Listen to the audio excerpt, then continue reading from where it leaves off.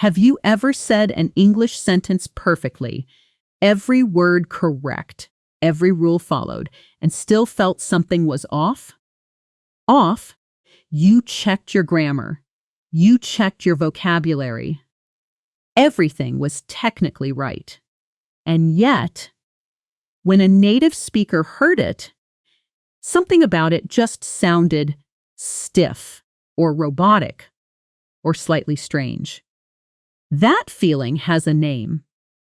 And today, in the next few minutes, you are going to understand exactly why it happens. And more importantly, you are going to fix it. Say this out loud right now, even if you're alone. I want my English to feel natural, not just correct. Good. Keep that feeling with you, because that is exactly what this lesson is built to give you. Welcome to Natural Word English. If this is your first time here, we teach advanced English vocabulary, C1 and C2 level, but not as a list of fancy words to memorize. We teach you vocabulary the way native speakers actually store it in their minds, attached to real situations, real emotions, real conversations. By the end of today's lesson, you will walk away with over 60 advanced words and expressions that you can use immediately, not next month, not after more studying, today. And you will understand something most textbooks never explain. Why grammatically correct English can still feel wrong, and what actually makes English feel right. Let me explain the method quickly. Muck gay, because this changes everything about how you'll listen to the rest of this video. Most learners study vocabulary as isolated definitions. They learn that happy means feeling good, and elated also means feeling good. So they think the two words are interchangeable. But native speakers don't store words as definitions. They store words as contexts. When a native speaker hears the word elated, their brain doesn't just retrieve a definition, it retrieves a whole scene. Someone getting incredible news, jumping up, calling their family immediately. That's why using elated to describe a mildly pleasant Tuesday afternoon sounds wrong, even though the dictionary definition technically fits. The word is correct. The context is wrong, and that mismatch is exactly what makes correct English feel unnatural. So in this lesson, every single word you learn will come wrapped in its real context, its real emotional weight, its real situation, so that when you use it, it doesn't just fit the dictionary, it fits the moment.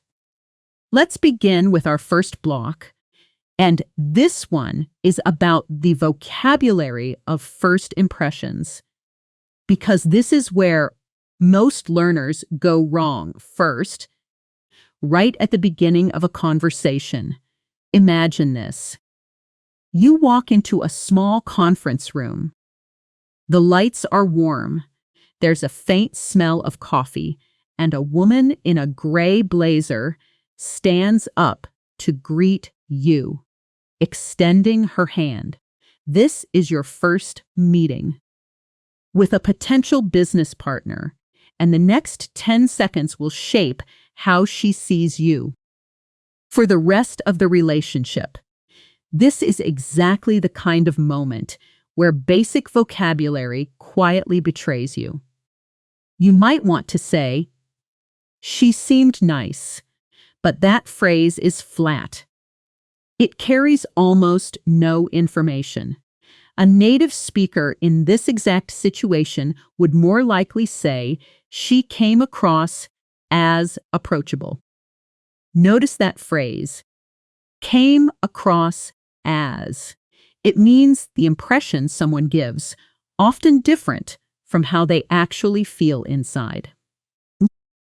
Instead of saying someone seemed nice, which is vague and childish in a professional context, you say they came across as warm or they came across as guarded.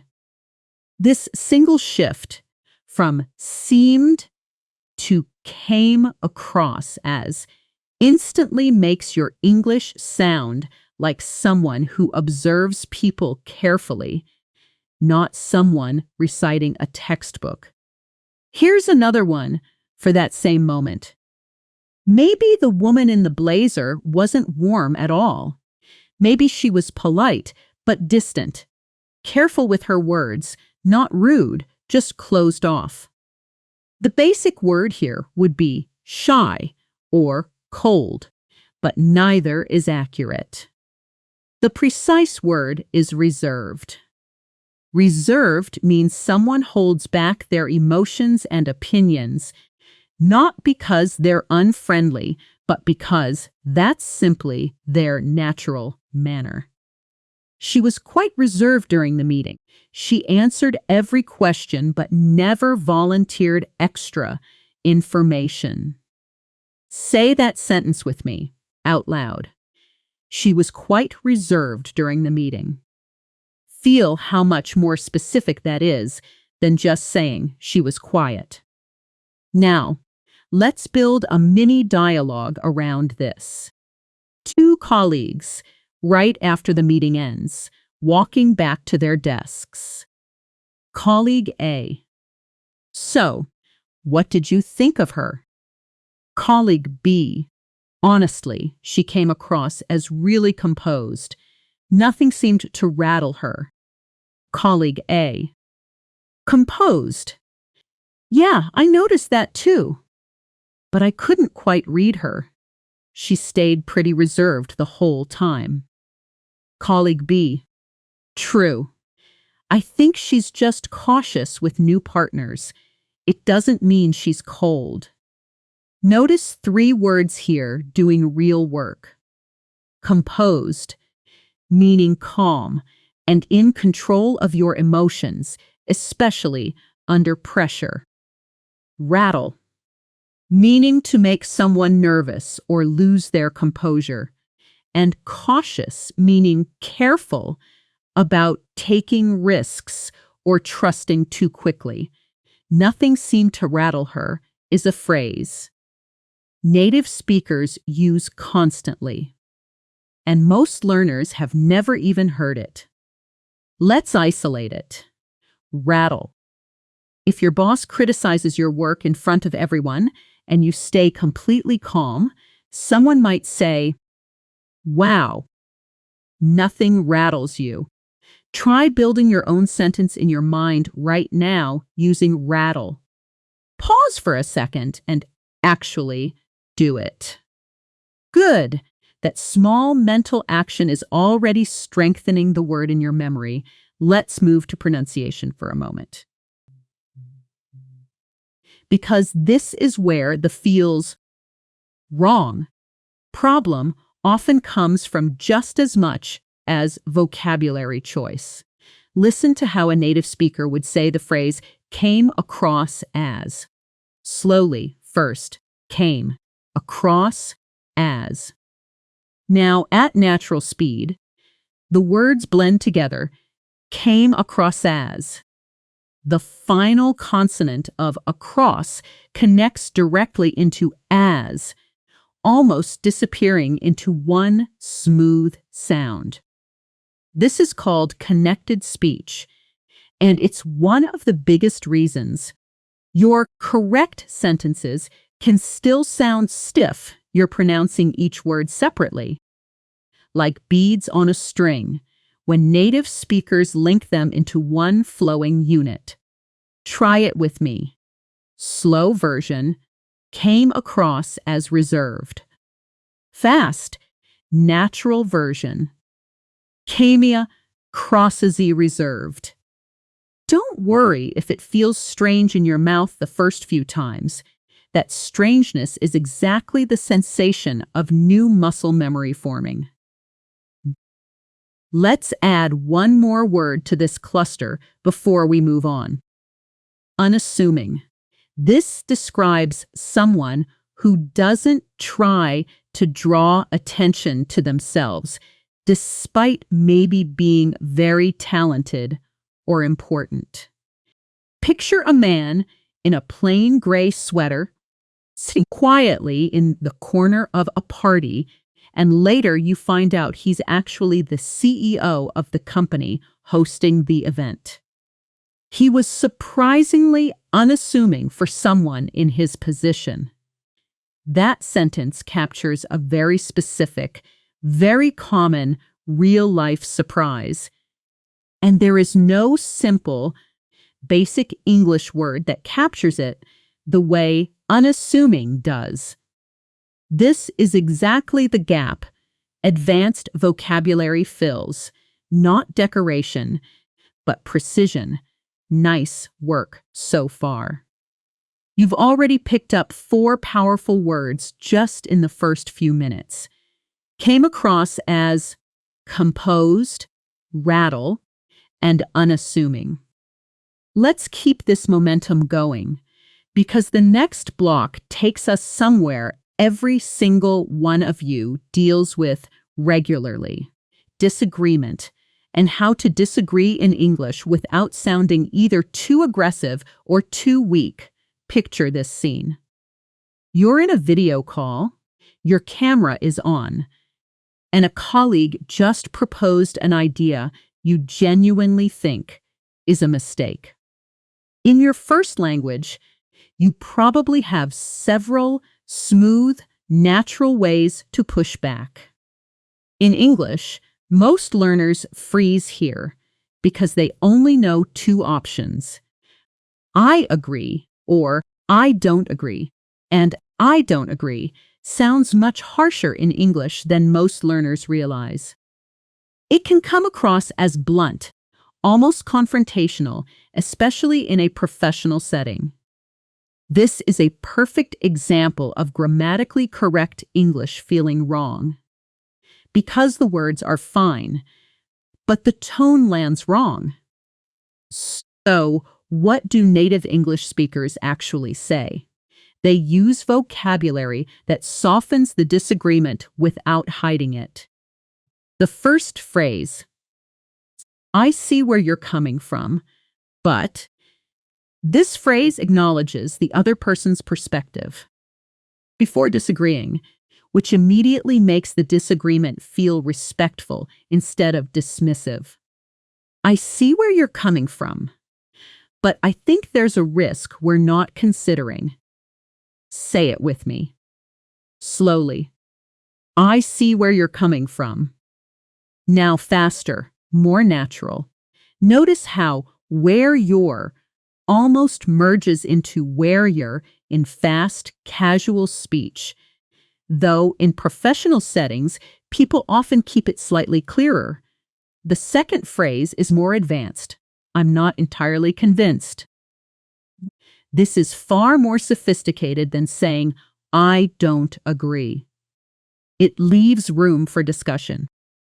It signals that you're open to being persuaded, but currently, you have doubts.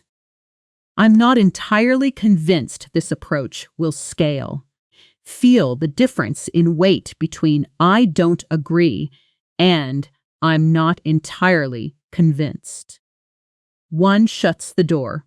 The other keeps it open just enough. Now, here's a mini role play, and I want you to actually participate this time, not just listen. I'll read the first line as your manager. Then I'll pause. In that pause, say your response out loud, using one of the 2 phrases we just learned. Ready? Manager. I think we should launch the campaign next week without more testing. Now pause the video for a moment, or just pause in your mind and respond out loud using "I see where you're coming from, but," or "I'm not entirely convinced." Good. Now let me give you a natural example response so you can compare. I see where you're coming from.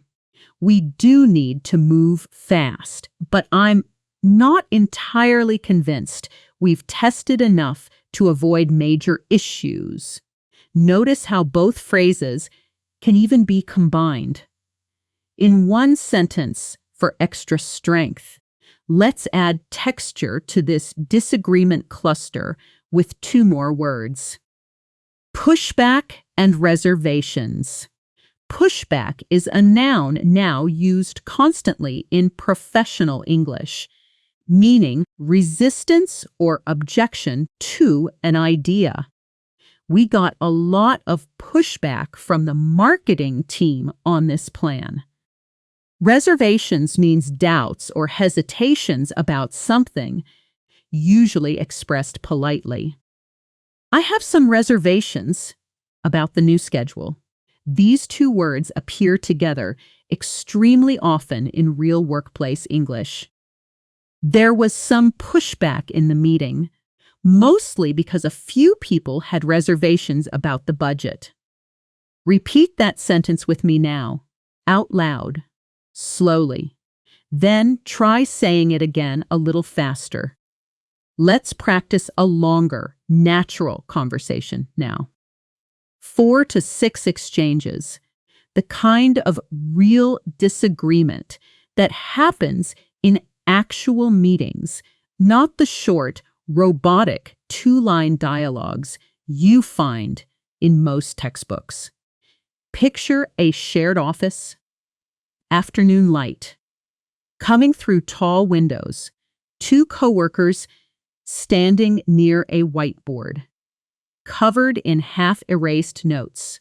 Employee A: "Okay, so my proposal is we cut the timeline in half and launch by the 15th.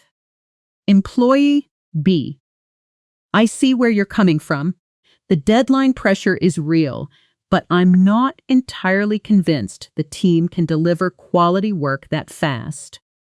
Employee A: "I understand the concern, but if we wait, we lose our competitive window." Employee B: "That's fair, honestly, and I don't want to dismiss that. Still, I have some reservations, mainly around testing. Rushing it could backfire badly." Employee A: "What if we compromise, cut it down, but not in half, maybe by a third?" Employee B: "Now that I could get behind. Let's run the numbers and see if that timeline is realistic." Beautiful conversation, and inside it are two more phrases worth pulling out. Backfire, meaning a plan produces the opposite result of what you intended, and I could get behind that. A friendly, confident way of expressing agreement or support, much more natural than the flat "I agree with that." If we rush this, it could easily backfire. Now that I could get behind. Try saying "I could get behind that" out loud right now with a small nod, almost like you're really convinced by something. Feel how the rhythm of the phrase itself sounds agreeable. The stress naturally falls on get and behind. I could get behind that. That is real progress. In just this second block, you picked up pushback, reservations, backfire, and I could get behind that, on top of the two disagreement openers from earlier. You're building a toolkit most learners never get access to because most courses teach you vocabulary lists, not vocabulary in motion, inside real conversations with real emotional weight behind every word. Now, let's shift into something a little different. A short listening and connected speech. Focus, because vocabulary alone isn't enough if your ear can't catch these words when native speakers actually say them at real speed. Here is a short exchange, and I want you to just listen first. Without trying to understand every single word, just catch the overall meaning and the emotional tone. Yeah, honestly, I wasn't totally convinced either, but I could kind of see where they were coming from. Did you catch it?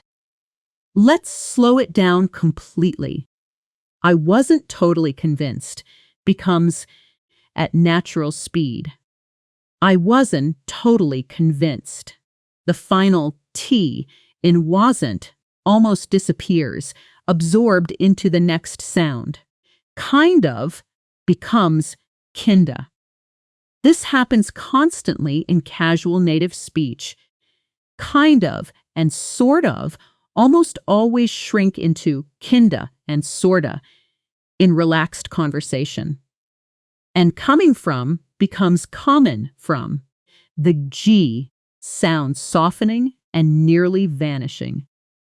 This is not lazy speech. This is simply how natural, relaxed spoken English works.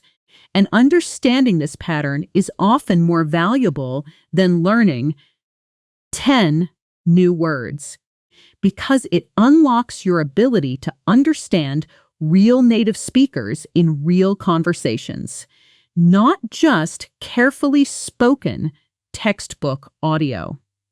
Here's an important skill connected to this.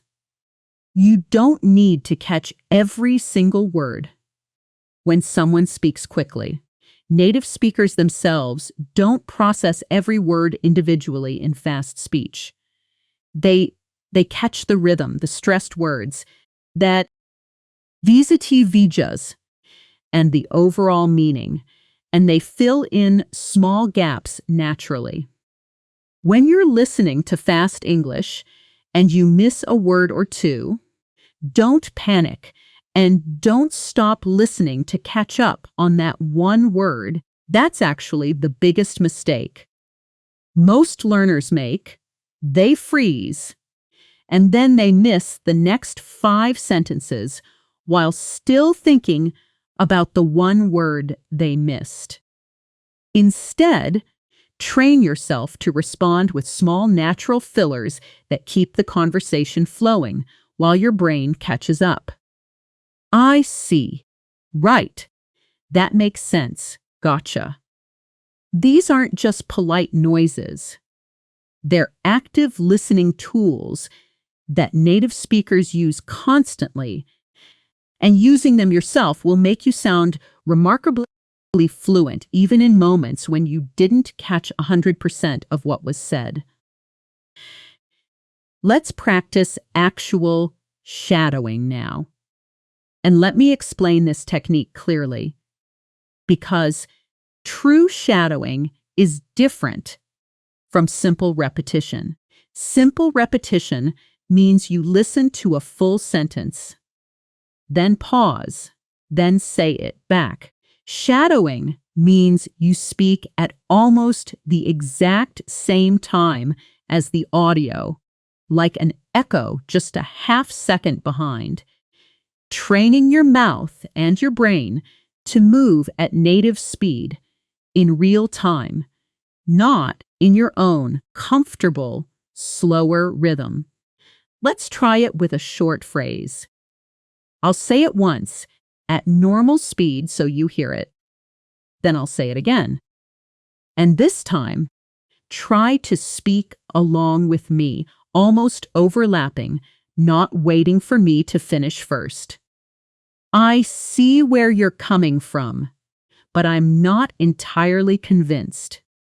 Now again, and shadow me this time, right along with the words. I see where you're coming from, but I'm not entirely convinced. Don't worry if you stumbled Or if you were half a second behind, that's completely normal in your first attempts. The goal isn't perfection today. The goal is training the muscle. Every time you do this, your mouth gets a little faster, your ear gets a little sharper, and the gap between hearing and speaking gets a little smaller. Let's move into our next major block now. And this one focuses on vocabulary for describing personality, because this is one of the areas where basic English fails learners the most severely. Most learners only know words like nice, kind, smart, funny. 4 words trying to cover the entire infinite range of human character. Native speakers have dozens of precise words for personality, and using them correctly is one of the fastest ways to sound genuinely advanced. Let's start with a scene. Picture a small dinner party, 6 people around a table, candles burning low, plates mostly empty, conversation relaxed and unhurried. One guest, a man in his 30s, has been telling long, elaborate stories all evening, clearly loving being the center of attention. Gesturing widely, laughing loudly at his own jokes. The basic description would be he's very talkative, or he's funny. But a native speaker would more likely describe him as gregarious, meaning someone who is very sociable and enjoys being around people, often in an outgoing, enthusiastic way. He's incredibly gregarious. He can talk to absolutely anyone at a party. Notice how one precise word replaces an entire clumsy sentence. Across the table, a quieter woman has barely spoken all evening, but when she does say something, it's sharp, insightful, and makes everyone pause. The word for her isn't shy. Shy suggests nervousness or discomfort, which isn't accurate here. She's simply choosing her words carefully. The better word is understated, meaning someone doesn't show off their abilities or opinions loudly, but their impact is still significant, even powerful, precisely because it isn't showy. Her comments were understated, but honestly, they were the smartest thing said all night. Say that with me, feeling the contrast built into the sentence. Understated, but honestly, the smartest thing said all night. Let's add 2 more essential personality words here. Headstrong and easygoing.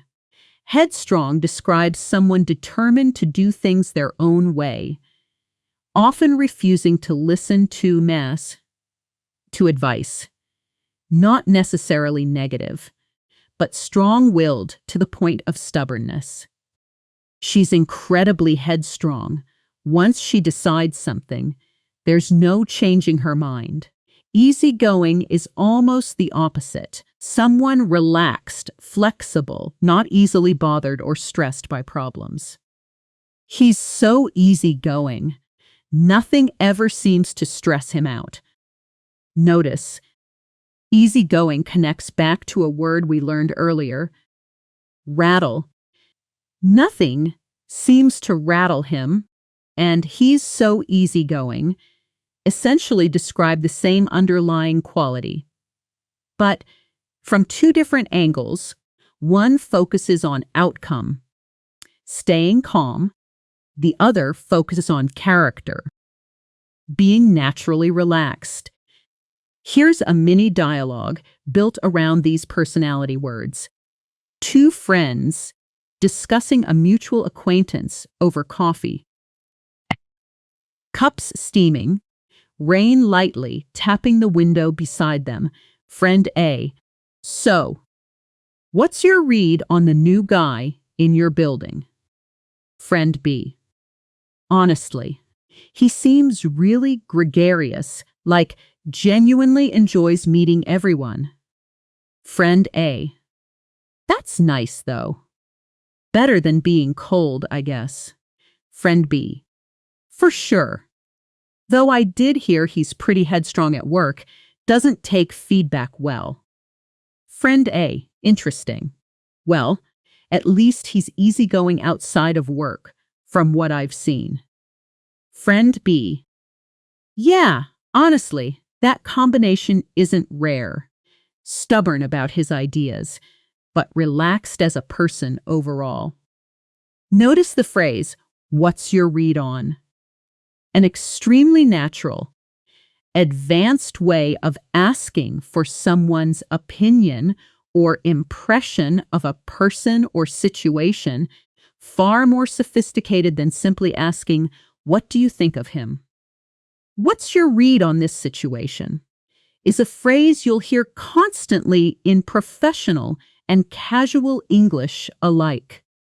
Try saying it out loud right now, imagining you're asking a colleague about a tricky client. What's your read on this? You are doing wonderfully. Let's pause here for just a moment. Take a breath with me.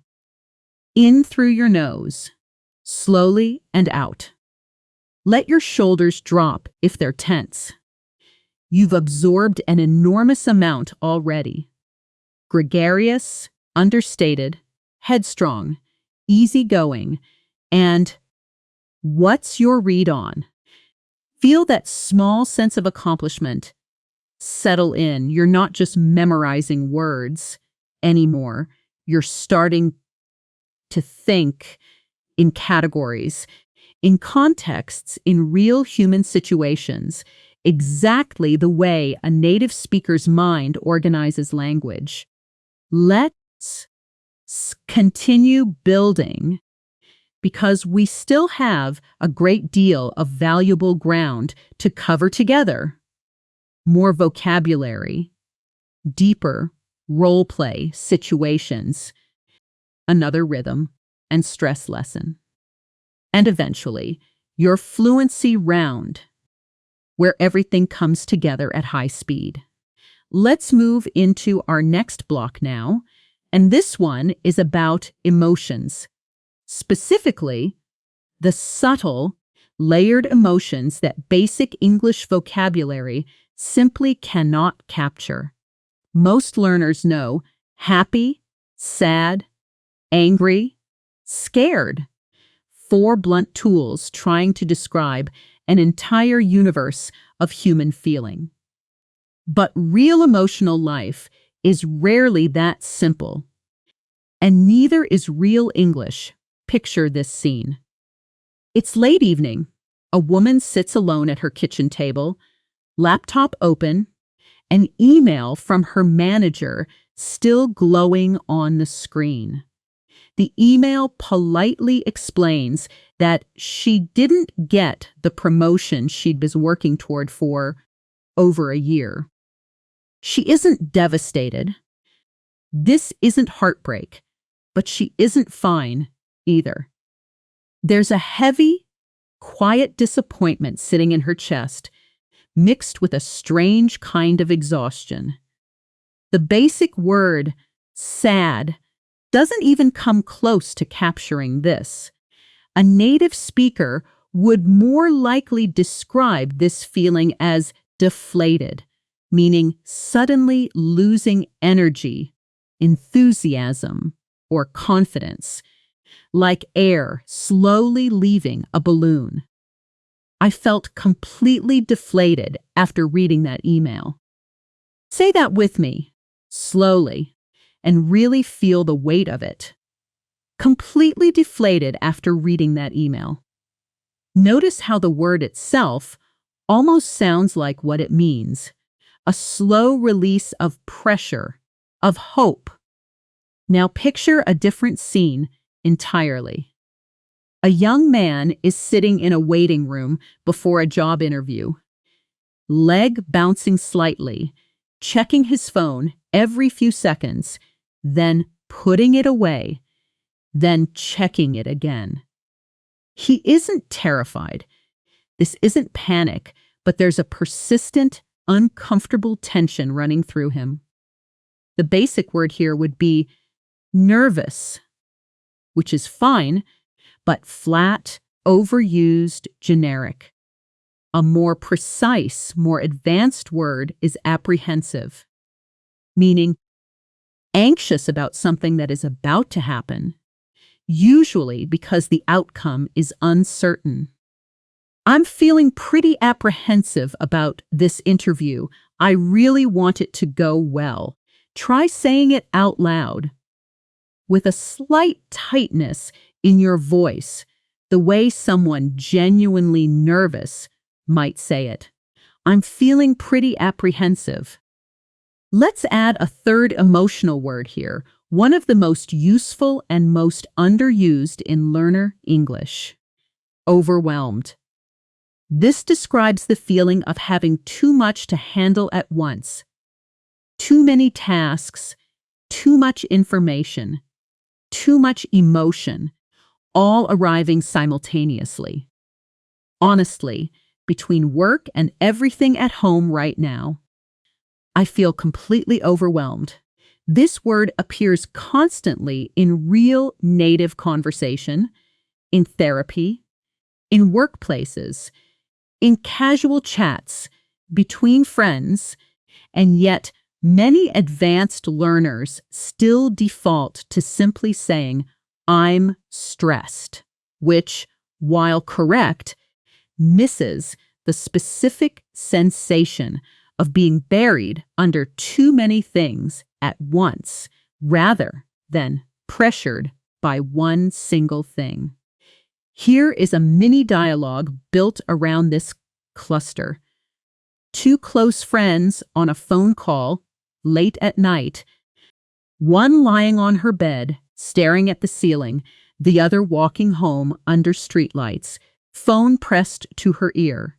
Friend A: "Hey, you okay? You sound off." Friend B: "Yeah, honestly, I'm just feeling really overwhelmed lately. Work, my sister's wedding. Everything's happening at once." Friend A: "That makes sense. Is it more like stress or more like, I don't know, sadness?" Friend B: "Kind of both, actually. I got some disappointing news today too, and it left me feeling pretty deflated on top of everything else." Friend A: "Oh no. Do you want to talk about it? Or just vent for a bit?" Friend B: "Just vent, if that's okay. I don't need advice right now, just someone to listen." Notice that final line, "just vent, if that's okay." This is an incredibly natural, incredibly common phrase in real emotional conversations, and it introduces our next word: vent, meaning to express strong emotions, usually frustration or stress, often just to release the feeling rather than to solve a problem. I don't need advice. I just need to vent. This word alone will make your emotional English sound remarkably human and natural because it acknowledges something every person understands. Sometimes we don't want solutions. We just want to be heard. Now, let's practice the role-switching technique here. And this time, I really want you to participate. I'll read Friend A's lines, and after each one, I'll pause. And you respond as Friend B using your own words, but try to include at least one of today's words if you can. Deflated, apprehensive, overwhelmed, or vent. Friend A: "Hey, you okay? You seem a little different today. Pause now and respond out loud. As friend B, in your own words. Good. Here's a natural example response so you can compare your own attempt. Honestly, I've just been feeling really overwhelmed. Everything's piling up at once. Even if your sentence was different, the goal wasn't to match mine exactly. It was to activate the word yourself, to physically move your mouth and produce the sound, because that motor memory is what makes vocabulary truly stick, far more than passive listening ever could. Let's shift now into pronunciation and rhythm again, because emotional vocabulary carries something extra. Tone of voice matters enormously here. Listen to the difference between saying, "I'm overwhelmed," flatly, with no emotional coloring, versus saying it the way a native speaker actually would, with a slight drop in pitch on overwhelmed and a small breathy exhale before it, almost like the word itself is heavy. Flat version, "I'm overwhelmed." Natural version, listen for the falling intonation and the slight sigh. Honestly, "I'm just overwhelmed." Try saying it that second way, out loud, letting your voice actually drop slightly on the word overwhelmed. Almost like you're setting something heavy down. Here's another connected speech pattern worth catching. Kind of both. Actually, at natural speed becomes kinda both. Actually. And there's often a small, rising, then falling intonation pattern. Rising slightly on kinda, then falling on actually, which signals uncertainty mixed with honesty. This melodic pattern, this specific up and down shape of the voice, is something textbooks almost never teach, yet it's exactly what makes native speech sound alive instead of robotic. Try it. Kinda both, actually. Let your pitch rise gently on kinda and settle down on actually. Wonderful work. You should be proud of how far you've come already in this lesson. Deflated, apprehensive, overwhelmed, and vent. 4 emotional words that most textbooks reserve for advanced literature classes. And you're already using them naturally in real dialogue with real emotional weight behind them. Let's move into our next section. And this time, we're heading into a professional role play. Scenario, a job interview, because this is a situation almost every single one of you will face in English at some point, and it's this area where the gap between technically correct and actually natural becomes painfully obvious. Picture the scene. A small office, blinds half closed, sunlight cutting through in thin stripes across the table. You're sitting across from an interviewer, a woman with kind eyes and a notepad in front of her. She smiles and asks her first question. Interviewer: "So, tell me, what would you say is your biggest strength?" Now, most learners answer this with something extremely basic. "I am hardworking and I am a good team player." Technically correct. Completely forgettable. A native speaker or someone with strong advanced English might answer instead like this: "I'd say my biggest strength is that I'm genuinely resourceful. I don't wait around. When I hit a problem, I actively look for solutions, even ones outside my usual role. Notice the word resourceful, meaning able to find quick, clever ways to solve problems. Problems, please, especially with limited resources or unclear instructions. This single word replaces an entire clumsy sentence like, I am good at solving problems in creative ways. Let's isolate resourceful with its own example. Imagine a small team suddenly loses access to their main software right before a client deadline.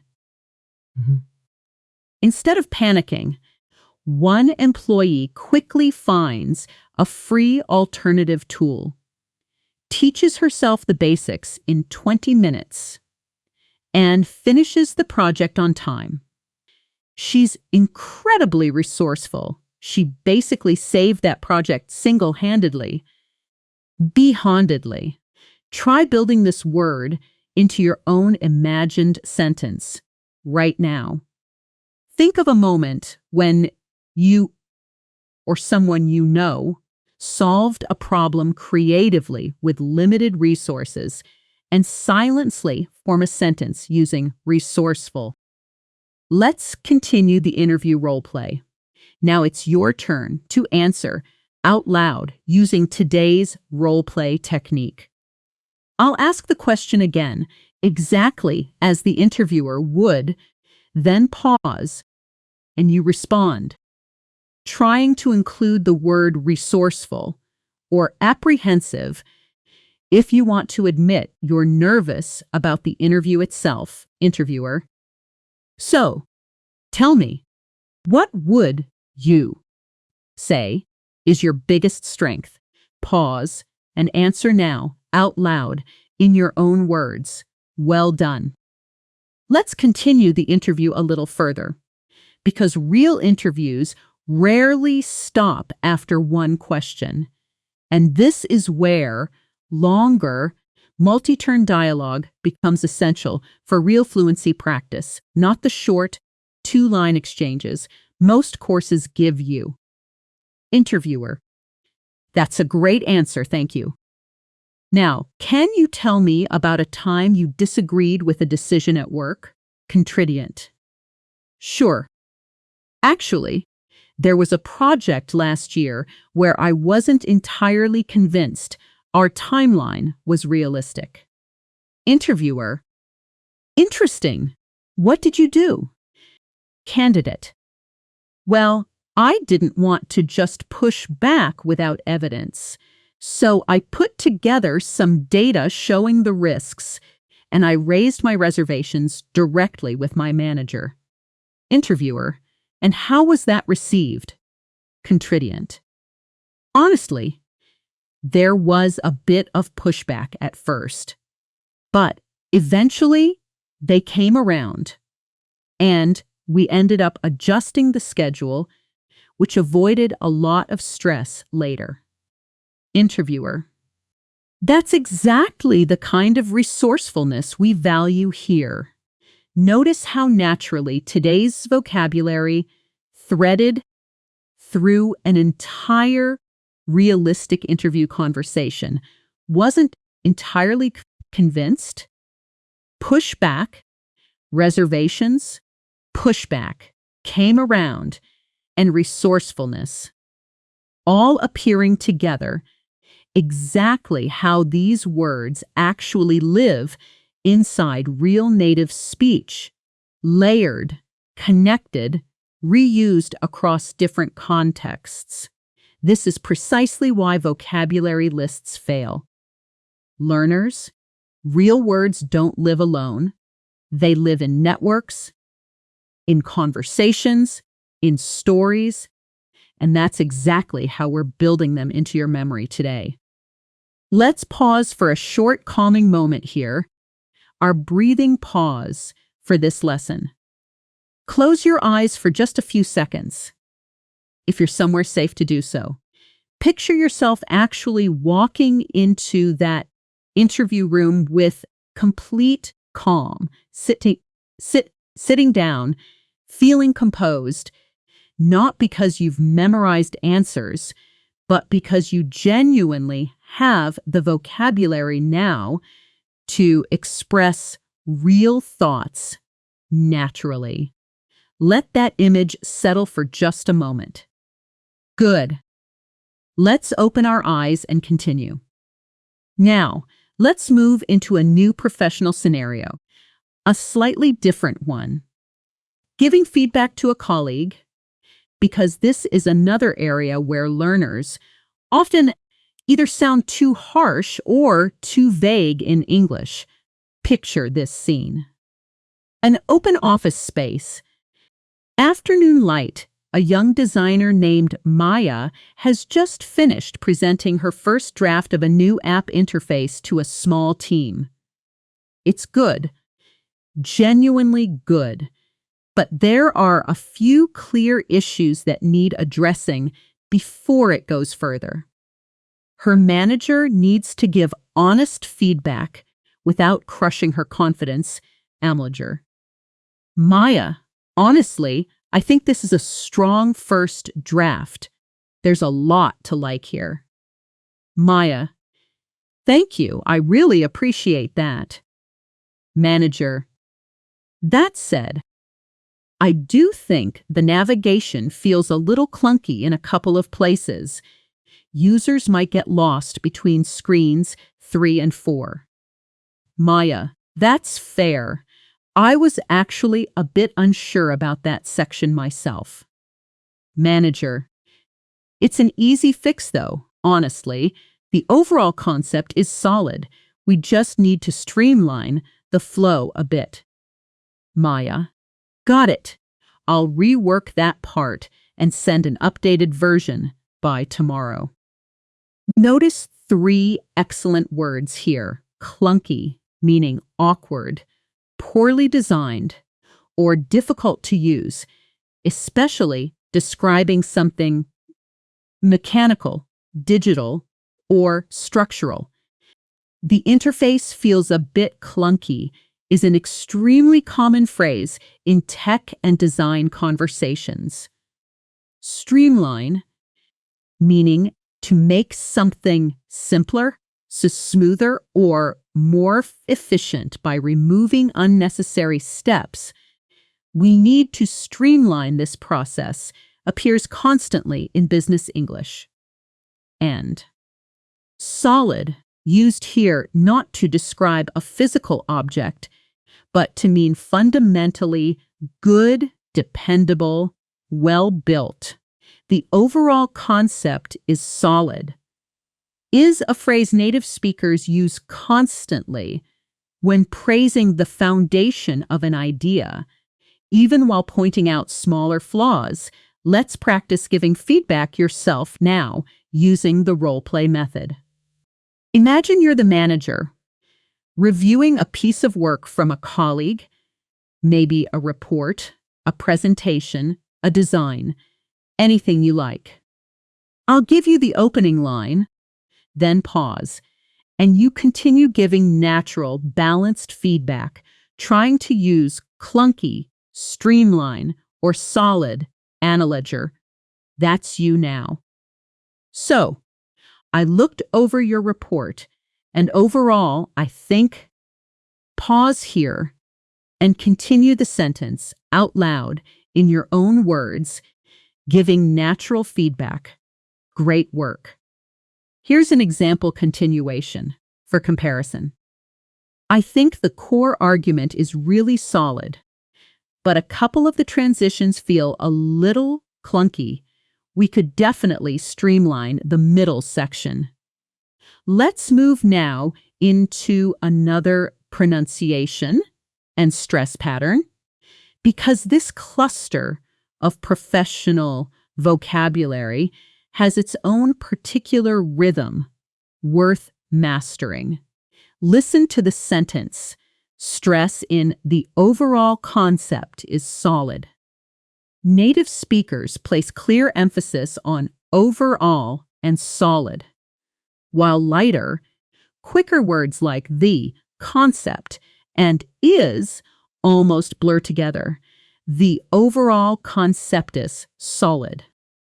Try saying it that way, emphasizing overall and solid, letting the middle words move quickly and lightly.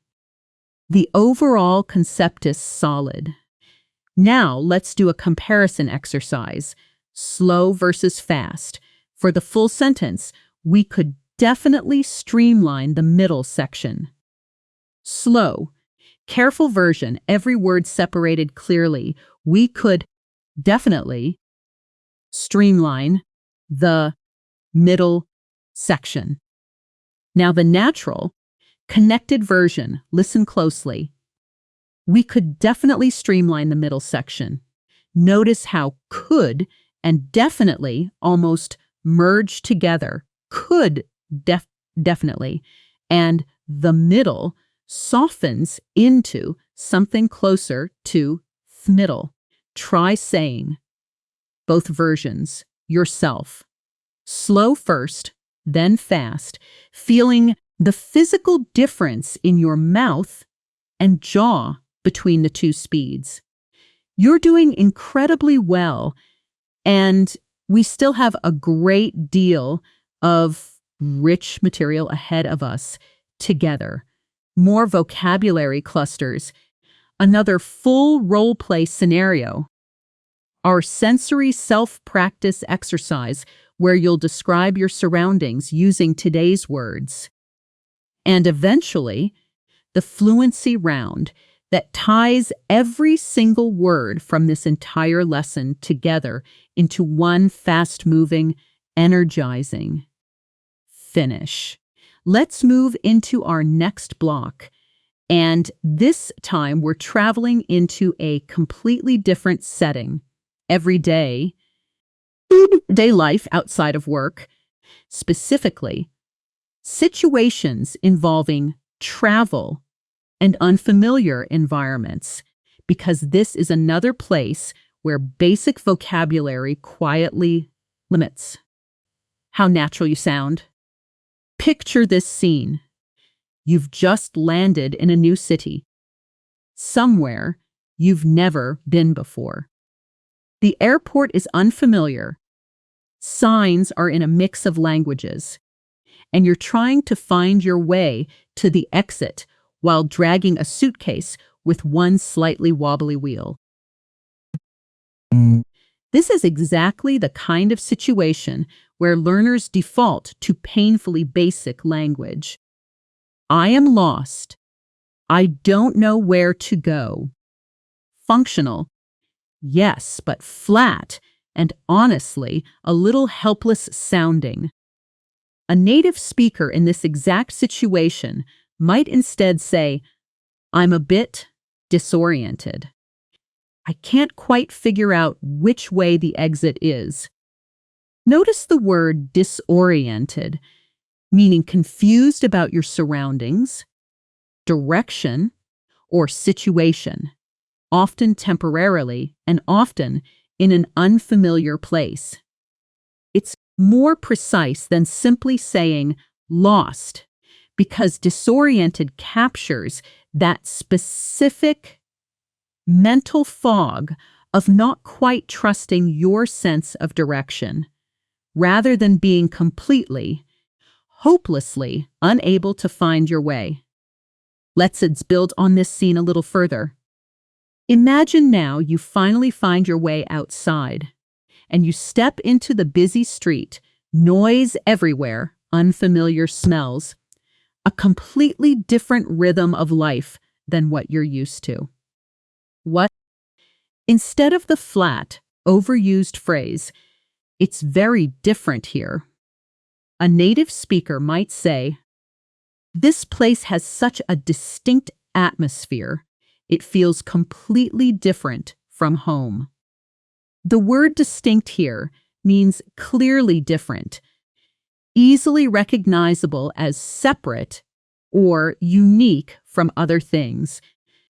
This city has a distinct atmosphere is exactly the kind of phrase a travel writer or simply an observant traveler would naturally use. Now, here's a word that captures something even more specific, that particular unsettled, slightly uncomfortable feeling of being somewhere completely unfamiliar for the first time, out of your depth.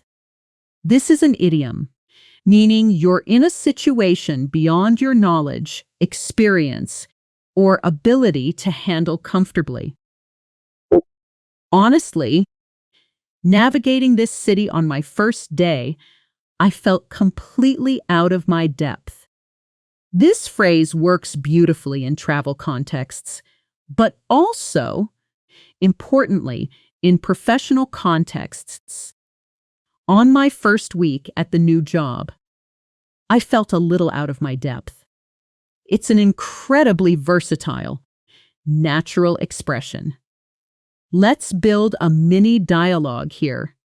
Two friends texting each other while one of them travels abroad for the first time alone, sitting on a park bench somewhere unfamiliar, phone in hand. Friend A: "How's the trip going so far?" Friend B: "Honestly, pretty overwhelming.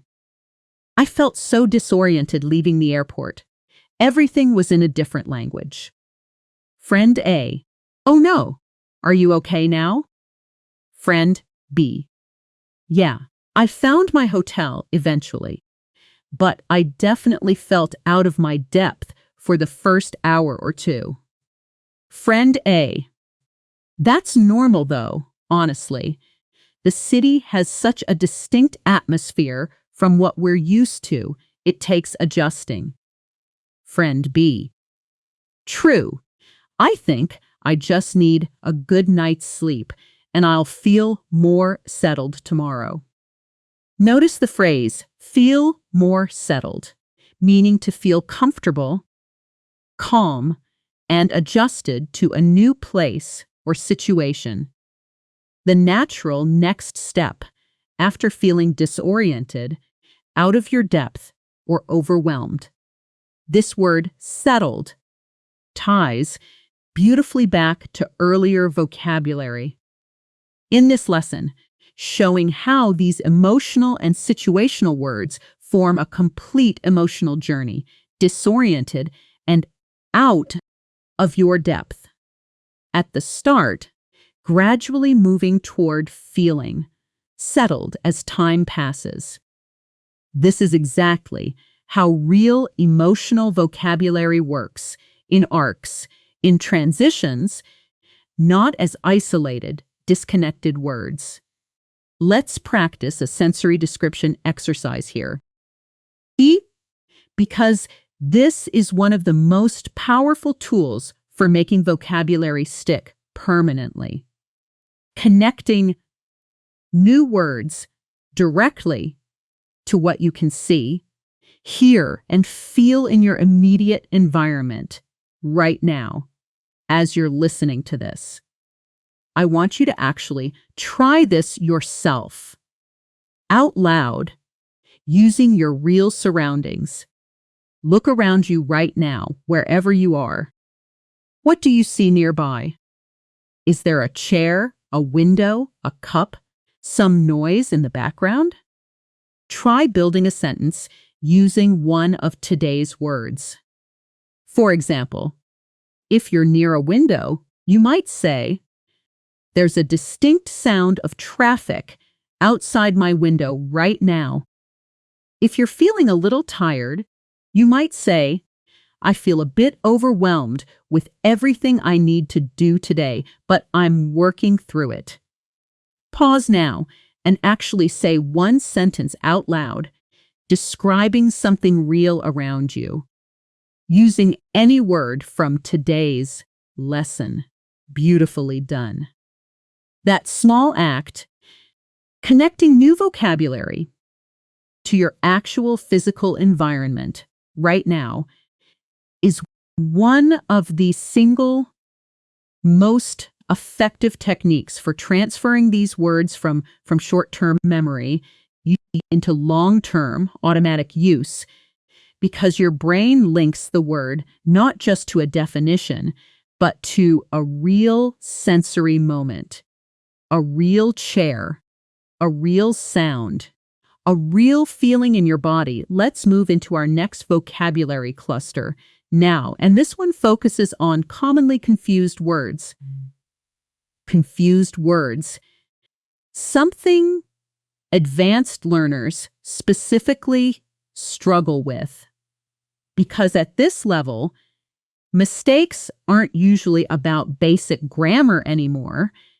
They're about subtle shades of meaning between similar-looking words. Let's start with a pair almost every advanced learner mixes up at some point. Affect versus effect. Affect is almost always a verb, meaning to influence or change something.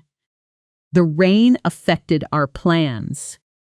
Effect is almost always a noun, meaning the result of an influence or change. The rain had a big effect on our plans. A quick trick many native speakers use mentally. Affect is the action. Effect is the end result. Try building both into one sentence. The delay affected the whole schedule, and the effect was that we missed our connecting flight. Let's move to another pair. Economic versus economical. Economic relates broadly to the economy, money systems, trade, finance at a large scale. The economic situation in that region is quite unstable. Economical describes something that saves money, that is efficient with resources, usually describing a choice, a product, or a habit. Buying in bulk is a more economical choice. Notice, these two words look almost identical, but one describes systems, the other describes efficient choices, a subtle but important distinction that trips up even confident, advanced speakers. One more confused pair, and this one is particularly sneaky. Sensible versus sensitive. Sensible means practical, showing good judgment and reasonable thinking. Wearing warm clothes in winter is sensible. Sensitive means easily affected emotionally or physically responsive to something. He's quite sensitive about criticism of his work. Or, my skin is sensitive to sunlight. A learner who confuses these might accidentally say, he's very sensible about criticism, when they actually meant to say, he takes criticism personally, which completely changes the meaning of the sentence. From praising someone's practical wisdom to describing an emotional vulnerability, a genuinely embarrassing mix-up in professional conversation. Let's practice this cluster. Let's practice this cluster with a short dialogue. Two coworkers discussing a company decision. Over lunch, plastic trays, fluorescent lighting, the low hum of a busy cafeteria around them. Coworker A, did you hear they're cutting the travel budget? Coworker B, yeah, honestly, given the current economic situation, it makes sense. Coworker A, true, though I think it's a pretty economical move too. We were spending way too much on flights. Coworker B, definitely. I just hope they're sensible about which trips they cut. Some client visits really can't be skipped. Coworker A, agreed. Though, careful how you bring that up with Daniel. He's a little sensitive about the whole travel policy thing after last year. Yizhen. Notice how naturally these four confused word pairs slot into a single realistic conversation. Economic, economical, sensible, and sensitive, each used precisely, each carrying its own distinct shade of meaning. This is advanced English, not complicated vocabulary for its own sake, but precision, choosing exactly the right word for exactly the right meaning. Let's move into our second role play. With role, switching moment now. And this time, the scenario is a customer service situation, something almost everyone deals with in English. At some point, whether traveling, working internationally, or simply living somewhere that uses English daily, picture this scene. You call a company's support line about a delayed order, on hold music playing for several minutes before a representative finally answers, sounding slightly tired but professional. Representative. Representative. Hi there, thanks for holding. I understand your order's been delayed. Let me pull that up for you now.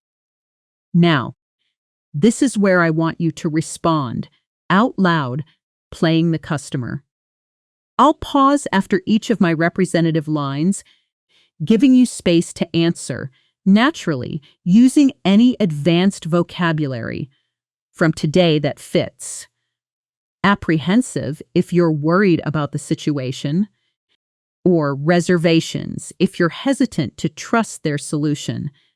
Representative. I see here that the delay was caused by a warehouse issue. I'm really sorry about that. Pause now and respond, out loud, as the customer, in your own words. Excellent. Here's an example response for comparison. I appreciate you explaining that, though honestly, I do have some reservations about ordering from you again, if this keeps happening. Let's continue the conversation a little further. Because remember, real dialogues extend across multiple exchanges, not just two lines. Representative. That's completely understandable. As an apology, we'd like to offer you a full refund, plus a discount on your next order. Customer. That's a fair gesture, honestly, and I do appreciate you being upfront about the issue instead of making excuses. Representative. Of course. We really do want to make this right. Delays like this are frustrating, and we take that seriously. Customer. I get it. Things happen. I'll give it another try, but I hope this doesn't become a pattern. Notice the phrase, a fair gesture, meaning an action or offer that seems reasonable and appropriately generous. Given the situation, extremely natural, extremely common in exactly this kind of conversation. And notice being upfront, meaning being honest and direct, especially about something potentially uncomfortable or negative, rather than hiding it or making excuses.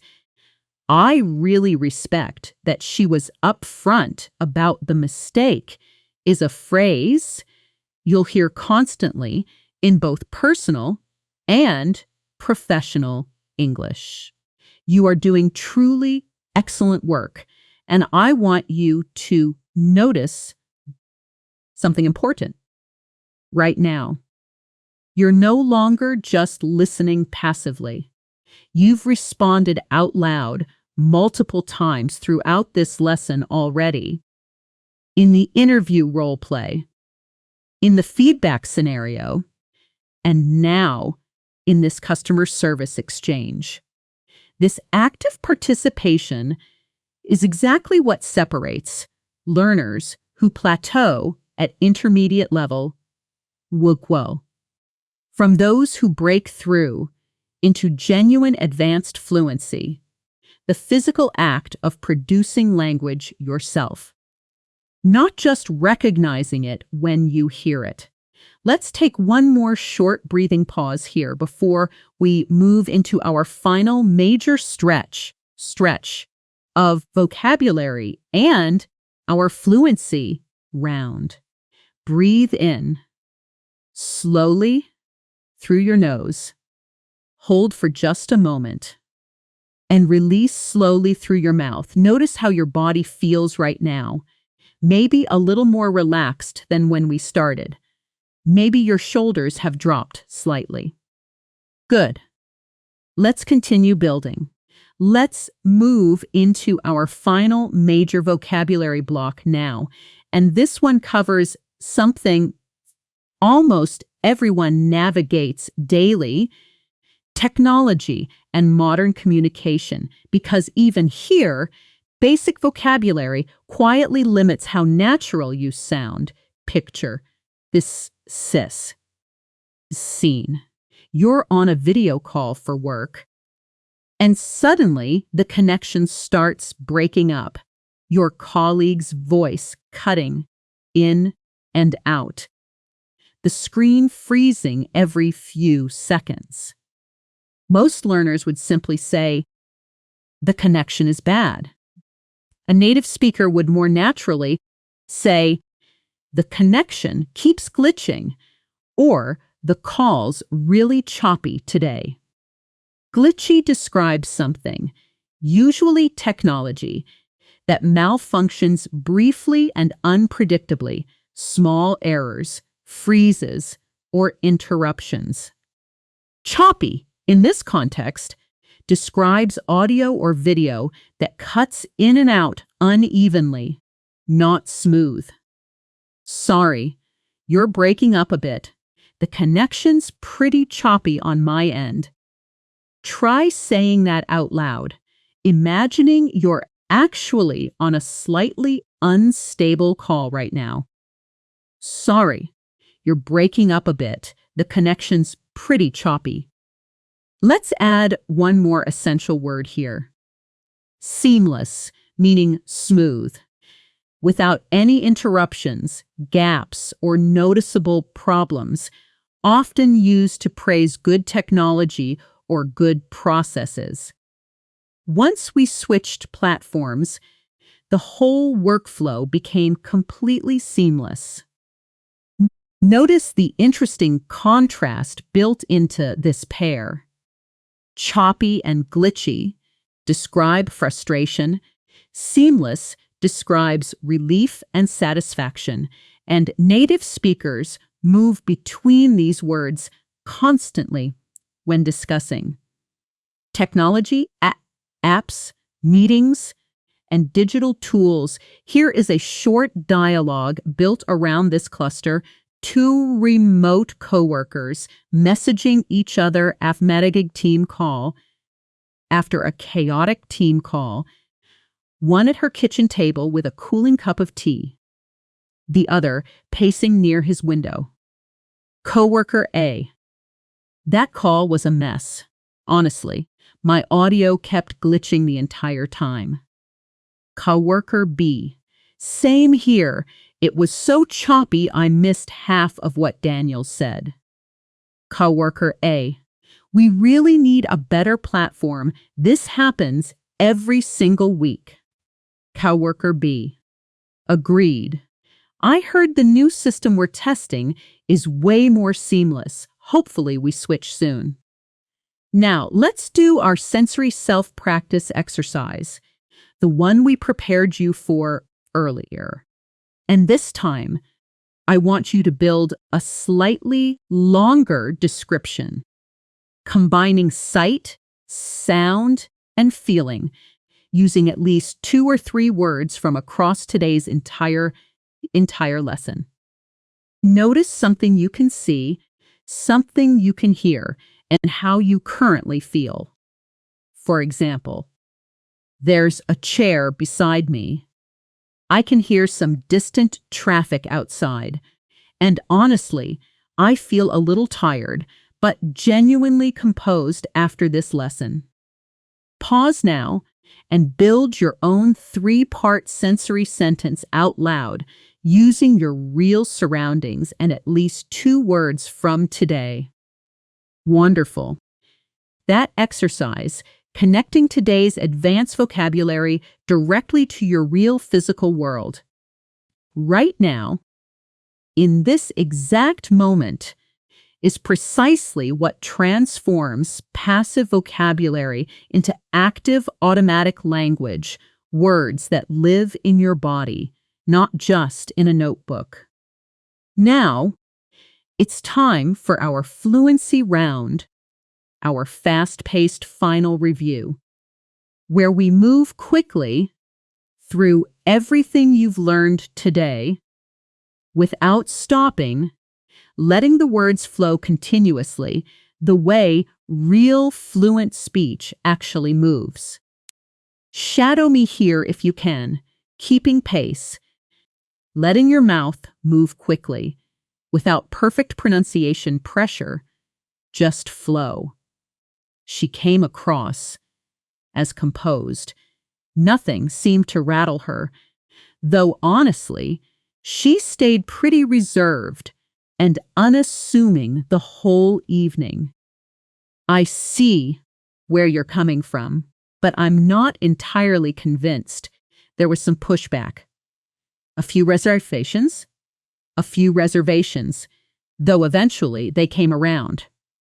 He's incredibly gregarious. She's more understated.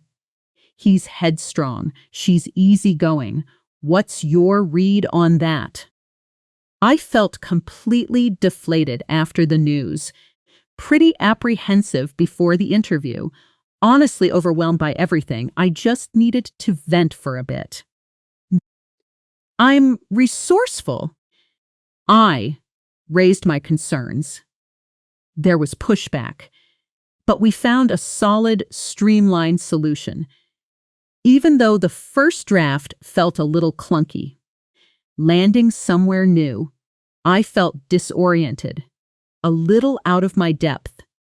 The atmosphere so distinct, but eventually I felt settled. Watch out. Affect is the action. Effect is the result. Economic describes. The system. Economical describes the smart choice. Sensible means practical. Sensitive means easily affected. That was a fair gesture. She was upfront about it. The call was choppy and glitchy, but thankfully, the new system feels completely seamless. Feel that. Feel how those words spread across an entire lesson, connected together into one continuous flowing thought, exactly the way real fluent English actually sounds inside a native speaker's mind. Not isolated flashcards, but one connected web of meaning. Here is your action for today.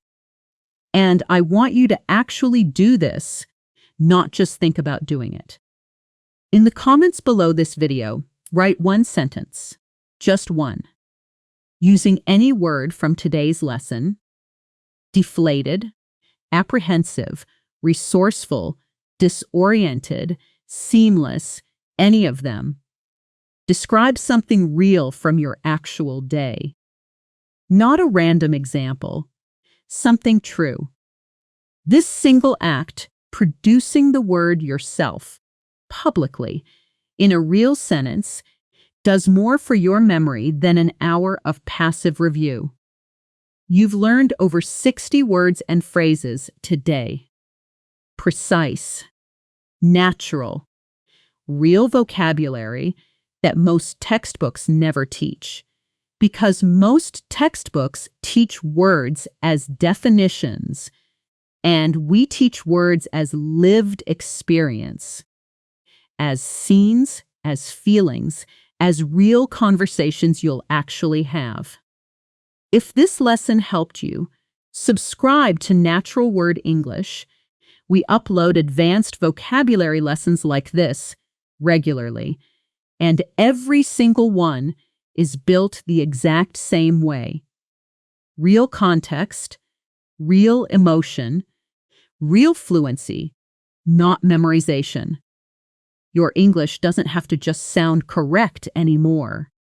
From today, it can genuinely feel right, because now you have the vocabulary that actually matches how native speakers think, feel, and live inside their own language. Keep practicing. Keep speaking out loud. And I'll see you in the next lesson.